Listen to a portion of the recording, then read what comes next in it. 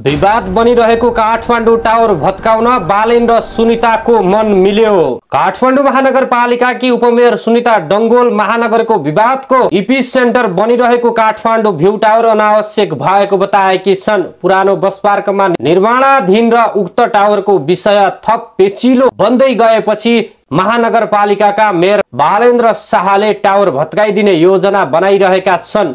यसैबीच यस विषयमा उपमेयर सुनिता पनि बालेनलाई साथ दिने भएकी छन्। पत्रकारहरूसँगको भेटघाटमा उपमेयर डंगोलले काठमाडौँ टावर औचित्यहीन रहेको बताएकी छन्।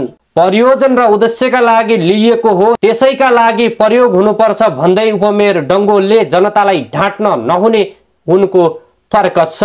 सटर बनाएर महानगरले व्यापार गर्न जरुरी नभएको भन्दै उनले बिल्डिङ र सटर बनाएर महानगरले जनतासँग व्यापार गर्नु जरुरी नभएको धारणा राखिन्। उनले भनिन्, जहिले पनि म पिपुल्स फर्स्टको पक्षमा हो, जनतासँग जे गर्छु भनेर लिइएको हो त्यसैमा प्रयोग हुनुपर्छ। मेरो स्पष्ट मान्यता छ, हिजोको मान्छे छैनन् भन्दैमा आजको पुस्तालाई थाहा छैन भनेर ढाँट्न पाइँदैन।